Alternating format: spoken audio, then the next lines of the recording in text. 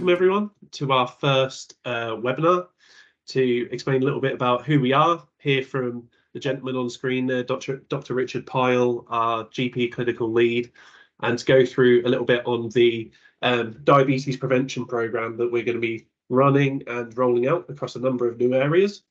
A couple of bits of housekeeping: cameras and mics are switched off, so please do put messages in chat or any questions in Q&A. We're gonna do quite a bit of sort of question responses at the end, and we'll come back to everyone on any questions we don't get time to go through today, and circulate some responses in future. So I will quickly introduce the other speakers. So it makes sense, I think, to go through Heather first, one of my colleagues who's also going to be speaking today. Hi everybody, my name's Heather Osborne. I head up the weight management programs and diabetes programs here at Thrive Tribe, and I'm a dietitian by background. So yeah, thank you for all joining us today. Cheers, Heather. Richard, do you want to come off mute? Yeah, hi everyone. My name's Richard Pyle. I'm a GP with a special interest in cardiology and lifestyle medicine. I work for Heart and West Essex ICS, and today I'm wearing my Thrive Tribe hat as the medical director. Well, thanks, Richard. And Dave, I don't think you're actually speaking throughout this, but you are on hand to field questions. Thanks, Jimmy. Good afternoon, everyone. My name's Dave Griffiths. I'm the Assistant Director of Operations for the South, and I'm also Thrive Tribe's NDPP Strategic Lead. Cool. Cheers, Dave. So Thrive Tribe, who we are a healthy lifestyles services provider. We've got quite a lot of experience. We've been around for about 15 years. We formed in 2008, and we've run a number of public health and more clinical ICB funded services throughout that time. We've got a lot of experience working in rural areas like Cornwall, Somerset, Devon. Plenty of experience in London too. I guess our home is Northwest London, where we've been a smoking cessation and weight management provider for most of that time. We've got a big mission. We've got lofty ambition, which is to empower over 1 million people in the country to change their behaviours and thrive. And it's not just something we stick on the side of a building. We actually measure how close we are to doing that. And quite recently, we took a look at those numbers, and we've helped nearly 330,000 people make lasting health changes in our 15 years. We've helped 115,000 give up smoking. More than 55,000 people have been through an NHS health check with us. We've helped nearly 60,000 people lose weight. So we've helped a lot of people, but we're looking forward to helping a lot more. The agenda for today. So thankfully you'll get a break from me now. So we're going to kind of split it into two parts. We've got some time with Dr. Richard Pyle to take you guys through why the DPP service is super important, and then a little bit more on how you can help us make a really good start to our new services across the country in a second part of it.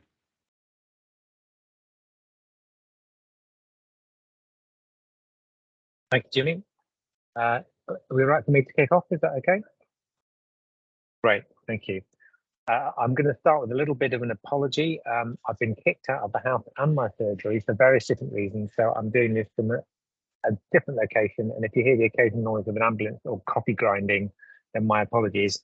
We're going to talk today a bit about the difference that preventing diabetes makes to patients, the practices, and the system as well.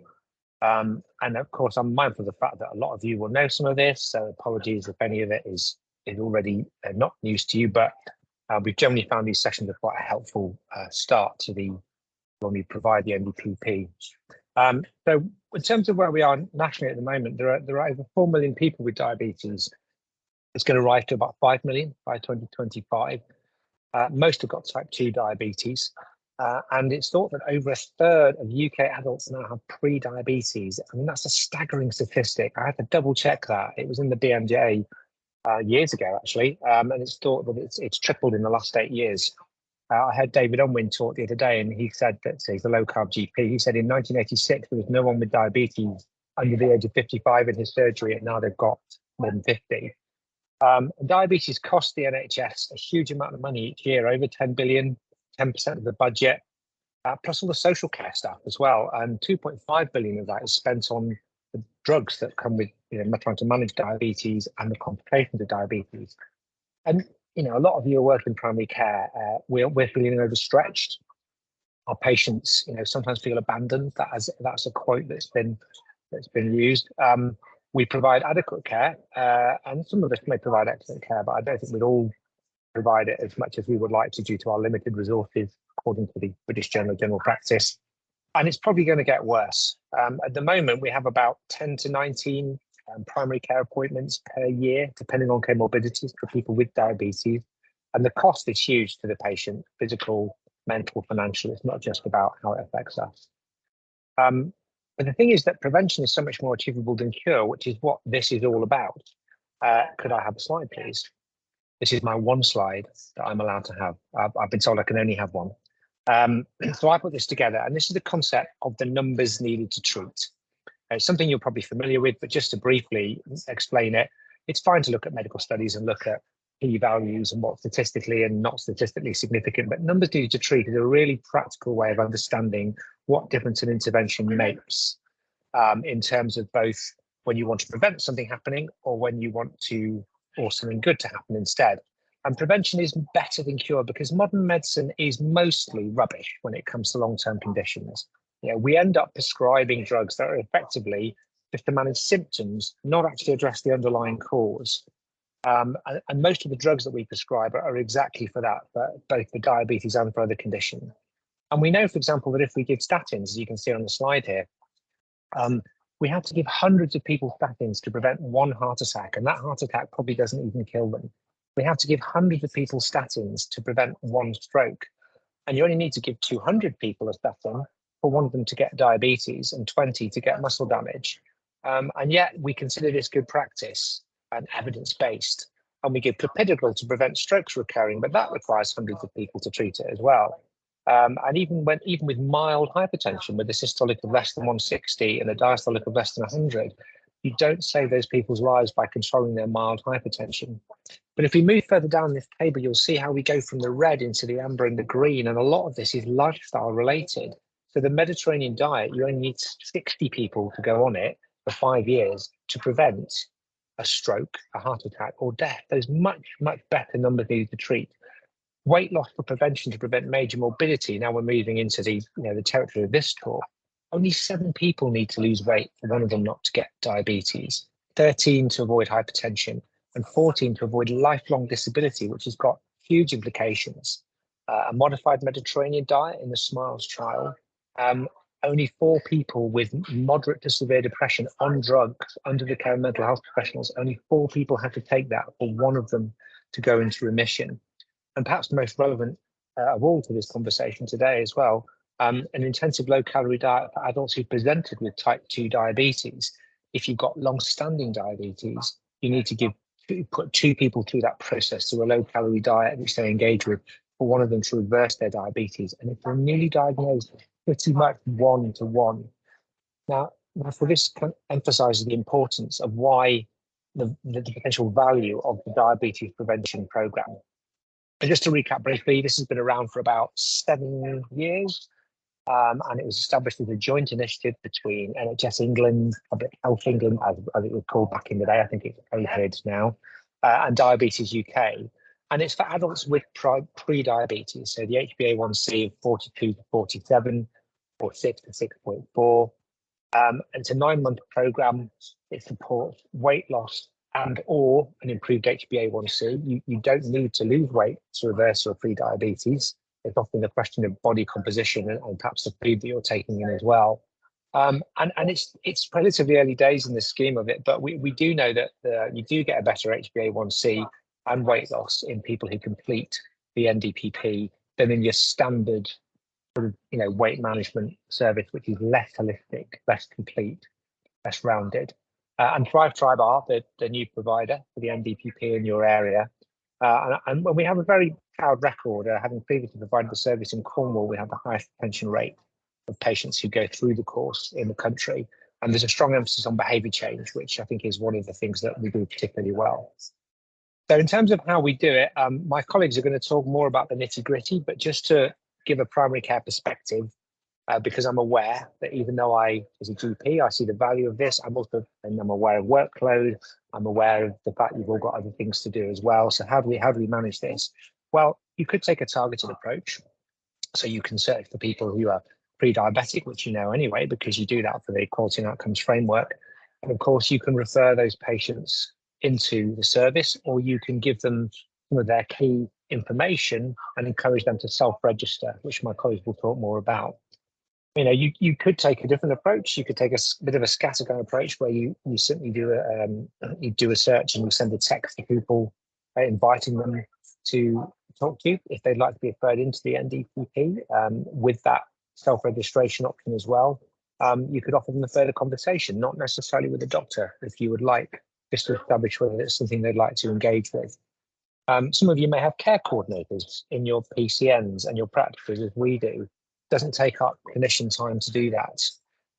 But of course, there is also sometimes those moments where, as the patient's GP, they know you, they trust you, they've just developed pre-diabetes. You're the person in the key position to have that initial conversation, even if you're not going to do any of the follow-up. And it is worth mentioning, of course, that we do get paid as practices. I think it's £11.50 unless the figure's changed, for any referral into Tier 2 weight management services, the NHS Diabetes Prevention Programme, the NHS Digital Weight Management Programme, or Tier 3 and 4 services. So there's, from a financial perspective, there's something in it for us as well. And the question really is, what future do we want? Well, let's think about it from different perspectives. For our patients, obviously, we would like less disease, less complications, not just a longer lifespan, but a longer health span, which I think is really important.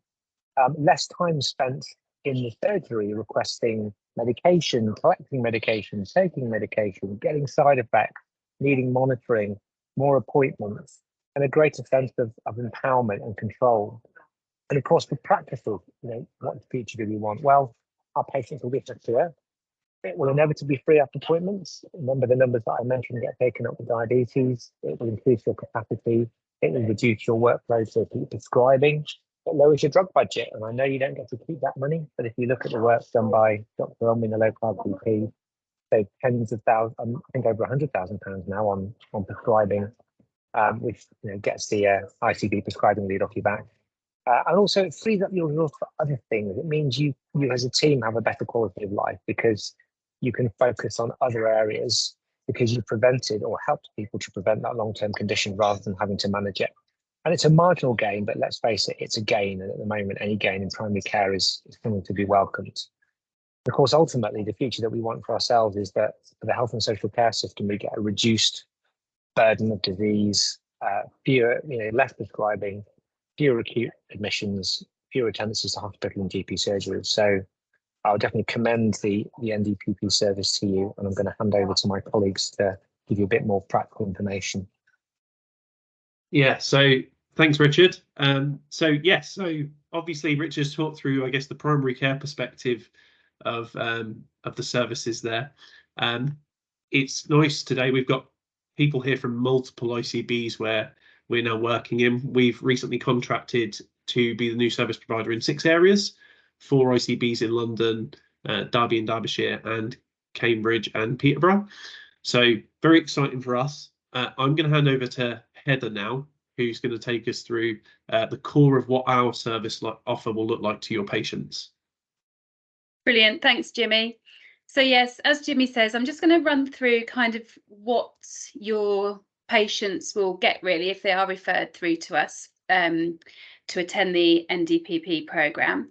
So we offer a number of options. So we offer a face-to-face group programme where clients can come through, they'll attend together face-to-face in a group in a community location.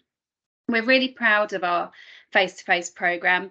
As Richard mentioned a moment ago, our group programmes have been found by NHS England to have the highest retention rates in the country currently.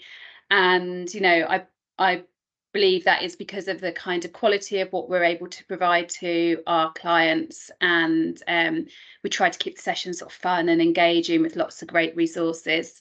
We also have a digital programme, and this is provided by one of our partners who are called Second Nature.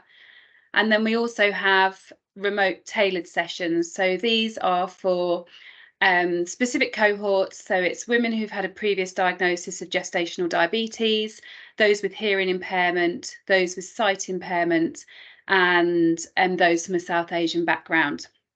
So these are sessions which are delivered online by our practitioners.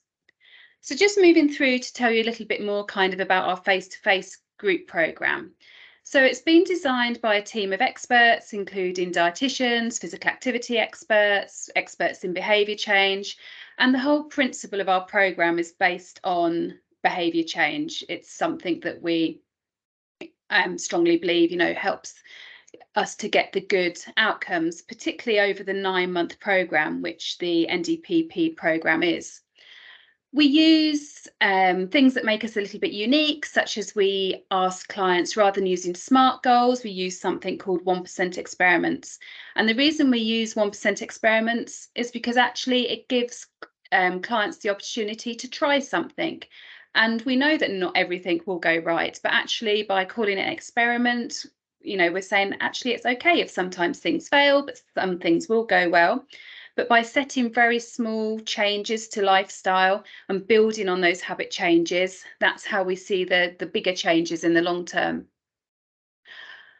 We have a getting to know you session. So once the client's referred into the programme, they will have a phone call with their practitioner where time is spent just kind of getting to know them, finding out more about the client. What is it that is going to be their why, really? Why do they want to make the changes? And so that then through the group programme, the programme can be very client focused and individualised to them. They can set their experiments around what it is that's going to be important to them. We also provide support during group sessions. There's a screenshot here. These are some of the emails that go out to clients in between sessions. As part of the emails that go out, we attach links to different articles with supporting information on, which again might just help them and be relevant to them on their journey. We are looking for clients to try and reduce their body weight by 5%. We know that might not be necessary and relevant for all clients, but that is kind of one of the aims of the programme. So we are looking at things that they can do to their lifestyle to help them achieve that 5% weight loss. All clients have access to a recipe book. They also have access to a journal. So rather than using a workbook, we use a journal because again, we feel that helps clients have something very personal to them. And in there, they can track their movement, their sleep, their food intake, their thoughts, their feelings. And again, journaling has kind of been found to help people and support people with their behaviour change. We also have videos that go alongside the programme, so it's not just kind of, in a community location listening to the practitioners speak. We also have videos that we've produced that clients can watch as part of the programme. We have activities that take place during the programme as well, so it's very interactive. It's not just kind of sitting and listening for the whole time. We're constantly reviewing the evidence around kind of what works, latest thinking in nutrition, latest thinking in physical activity, and we're constantly updating our course content as well to try and make it as relevant as possible. So the digital programme, like I say, this is provided by our partner, Second Nature. Again, it's a 9-month programme. Clients log on to their app on their phone, and this is how they kind of get the course content and work through the course over the 9 months. They're also put into a group where they'll have a coach, and the coach will be a registered nutritionist or a dietitian, and they will be able to interact with them and chat to them throughout their programme. Second Nature provide a lot of, again, great resources. People get sent, you can see on the slide here, digital scales. They get a recipe book. They're able to link with Apple Health and monitor their steps and their activity and their weight. So again, Second Nature is kind of a really good option for people who don't want to come along in kind of a community group setting, but want to go down the digital route. And then we have our specialist remote programs that I mentioned before. So these are for those specialist groups, so those women with a previous diagnosis of gestational diabetes, those who have hearing impairments. And for those with hearing impairment, we've done some work with Yvonne Cobb. I don't know if any of you have seen Yvonne Cobb on the telly, but she calls herself the Deaf Nigella, and she's produced a range of resources for us with sign language, because she's hearing impaired herself. So we have sign language on them. She's done recipes for us. We've got subtitles. So some great resources there for those who are hearing impaired. And then for those from a South Asian background, we've used, we work alongside Freeha J, who again, herself is a dietitian. She's produced some great resources for us specifically for those from the South Asian population, looking at recipes, specific foods, voiceovers for all our videos in Urdu. So again, we've got some really kind of good resources that we're able to use for those population groups. So Richard spoke to you a little bit at the beginning just about kind of referring clients in, but some of the evidence that's been found by NHS England and some work that they did with the NRHI, looking at kind of what makes a programme successful and specifically what makes a successful referral. And actually what they found is that if you're able to start that referral with a conversation, particularly focusing on things like why you're referring somebody in, why it's important if somebody does have pre-diabetes to try and, you know, reverse that and do something about it, explaining what the programme is that you're referring them on to, you know, why it's thought to be successful. They are the most successful referrals, and they're the clients that we know are most likely to turn up on day one, but also most likely to kind of stick with the programme for the 9 months. So kind of having those important conversations, if you're able to, for us, it is really great. And I think I'm handing back to, oh, no, sorry. These are just a couple of client stories that we've got from clients who've been through our programme. So we've got David here. He'd been through our Second Nature programme.